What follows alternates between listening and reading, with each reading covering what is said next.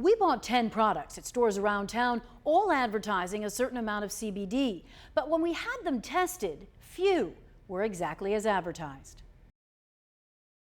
Raking leaves is a simple pleasure for Eileen Howley. For years, the Abington grandmother endured the debilitating pain of osteoarthritis. I had a hard time getting out of bed in the morning. Got to the point where I thought, am I going to end up in a wheelchair? So when someone suggested CBD might provide some relief, she thought she'd try it.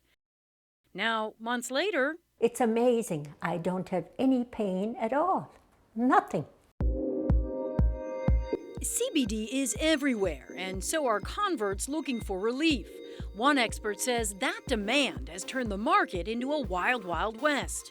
Why? Because it's unregulated. Dr. Kevin Hill is an addiction specialist with Beth Israel Deaconess Medical Center.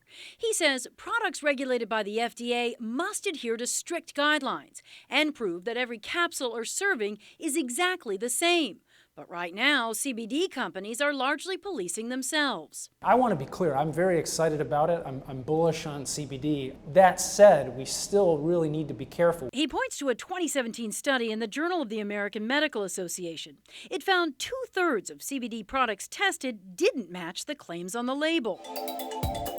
We wanted to see for ourselves, so we bought 10 products at random from Boston area stores, from oils and tinctures to CBD-infused lollipops and gummy bears. We went to high-end boutiques and smoke shops, corner stores, and gas stations. Hemp extract capsules, 37 milligrams of CBD per serving. Concealing the labels, we brought the products to nationally accredited MCR Labs in Framingham. It's certified by the State Department of Health and licensed by the Cannabis Control Commission. We asked them to test the products and tell us how much CBD they contained per serving. And we found 8.2 to 8.3 milligrams of CBD. Testing was all over the board. Some products were just as advertised. Others came pretty close. Several companies told us that CBD products can start to break down if they're not stored properly or are exposed to swings in temperature. Take this relief cream. Our testing showed it had about 238 milligrams of CBD.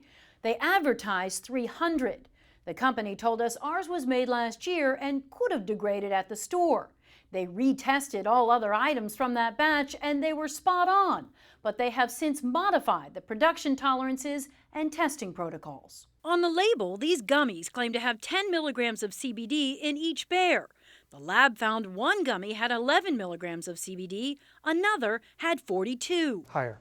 4 times as high. Yes. We really don't know how safe it is to use this product when you consider patients who are taking a host of other medications. A Just CBD spokeswoman questioned whether there could be an issue with testing. There is no universal standard, she said. Each state has its own protocols, but they're confident they only deliver the best CBD-infused products. Another infused product, lollipops. The maker of these indicates there's 25 milligrams of CBD in each one, but the lab found just half a milligram. Authenticity and ethics are intentionally important to us, Heavenly Candy said, and a thorough assessment of how this happened is being looked into. These gummy worms cost us $10 a bag and advertised a whopping 100 milligrams in each worm, but the lab says they don't have any CBD at all. We wanted a response from the company, but couldn't find contact information on the package or online. The owner of the store where we got them did not return several messages.